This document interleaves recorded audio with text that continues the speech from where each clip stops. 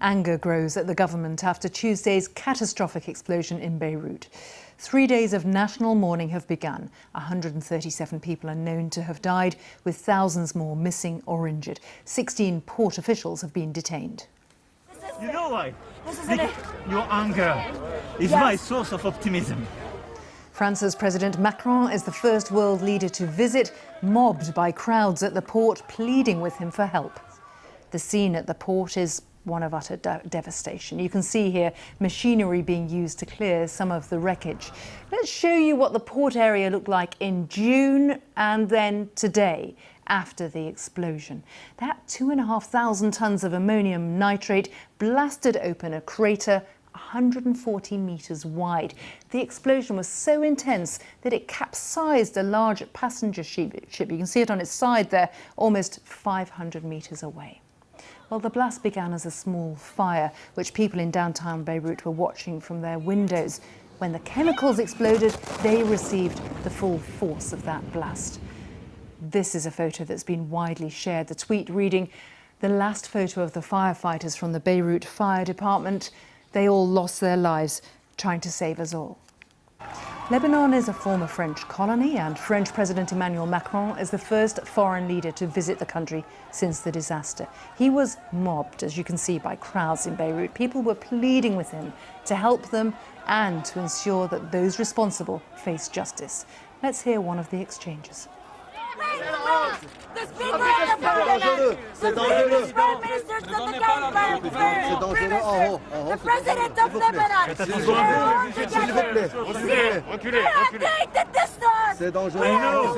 I'm not here to help them. I'm here to help you. I know. Listen to us.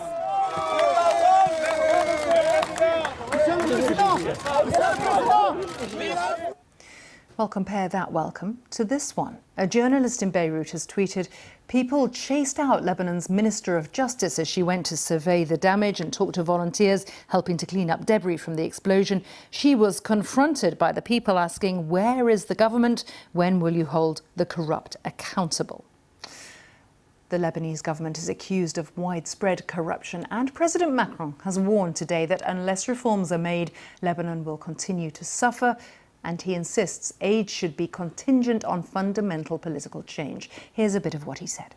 I want to meet with all Lebanese political forces for very frank discussions, because beyond the explosion, we know the crisis here is severe. It implies a historic responsibility for the current leaders. This crisis is political, moral, economic and financial, and the primary victim is the Lebanese people. It demands immediate action. The fact that Lebanon is a former French colony has, of course, affected the way this visit is being interpreted. The world news editor at the Financial Times tweeted this: "Increasingly, this feeling that Macron wants to make sure France is not held responsible for propping up a corrupt and possibly criminal power in Beirut."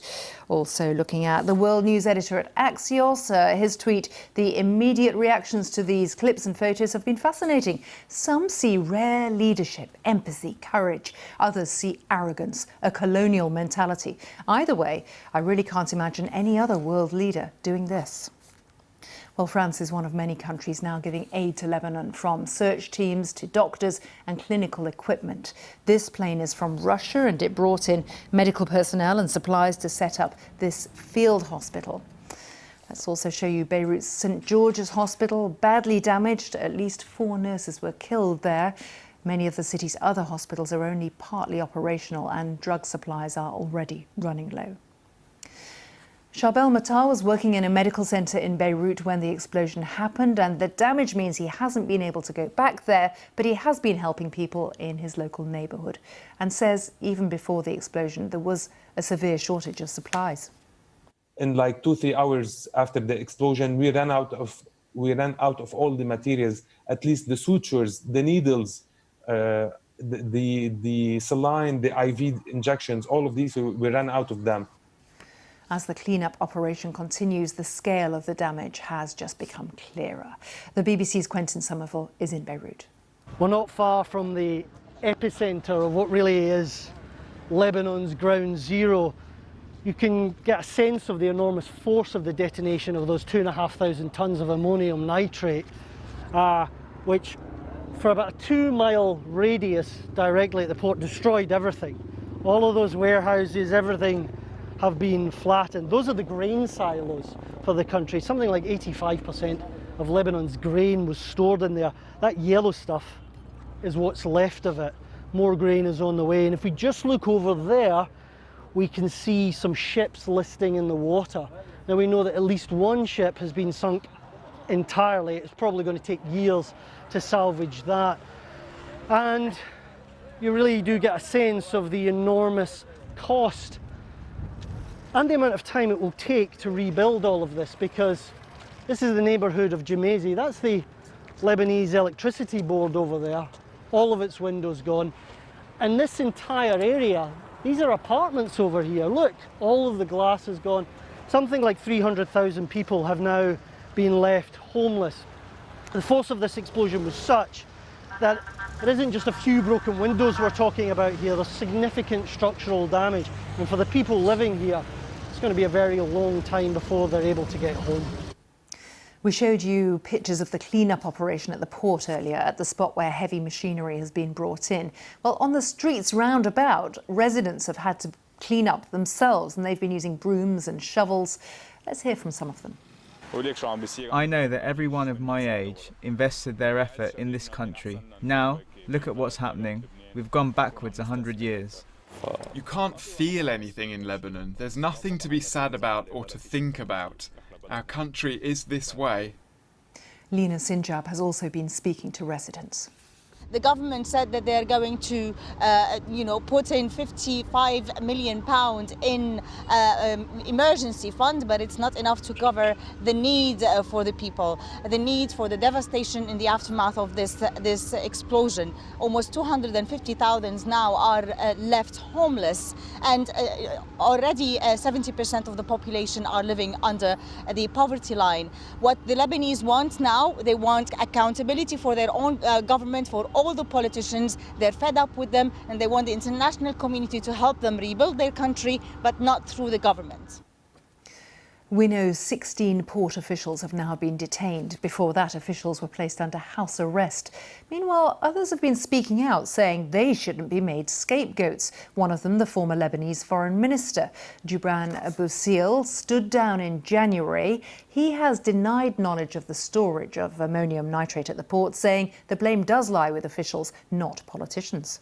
Actually, I was never in a direct involvement, not in this government, but even before. But this happened since 6 years, since 2014. So all the consecutive government officials who are directly involved in this matter should be put under thorough investigation, and those responsible should be held accountable, because the negligence part, I'm not talking about the possible attack part, but the negligence part is flagrant by itself. The documents are there. No need to go through the investigation is already clear somehow, because the documents, the evidence, the events, everything is there and clear. The fact of keeping such explosives, 2,750 tons in a civil port like this in the heart of the city is something unacceptable. Well, just how thousands of tons of explosive chemicals were left to languish in the port of Beirut has yet to be fully explained. Lebanon as a whole, though, is already going through its worst economic crisis since the 15-year civil war ended in 1990, and many people have accused the authorities of corruption, neglect and mismanagement. Here's Caroline Hawley to explain more. Think of Lebanon and you might think of its beauty, its beaches, the bars and nightlife of Beirut. Or you might think of war, destruction and crisis after crisis. It's a small and complex country with a big heart and some very big problems. To understand the problem, first look at its location. Hemmed in by Israel and Syria, but also looking west across the Mediterranean. Then look at its people, 18 officially recognised religious sects. Power split between Christians and Muslims along sectarian lines. The dangerous fault lines. For 15 years, between 1975 and 1990, Lebanon tore itself apart. Tens of thousands pack the roads out of the city to escape the carnage of continuous indiscriminate shelling. Beirut became a byword for lawlessness and fear. Warlords and militias ruled the streets.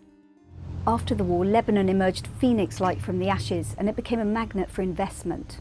But behind the shiny new buildings, the same warlords and their clans remained in power, dominating the government and the economy and basically milking the country dry. And Lebanon's stability hasn't been helped by the Shia militant group Hezbollah, which is backed by Iran and by Syria. It's part of the government and it's in constant tension with Israel and the West, so the West wasn't going to rush in when the economic bubble burst. Street protests broke out when the government tried to raise revenue with new taxes last October. Since then, the economy and the Lebanese currency have been in free fall. People have become desperate, even hungry, and furious at power cuts and a general lack of basic services. And then on top of all of that came coronavirus. Lebanon was on its knees before nearly 3,000 tons of ammonium nitrate exploded with such horrifying effect. And people are already blaming their corrupt and incompetent leaders.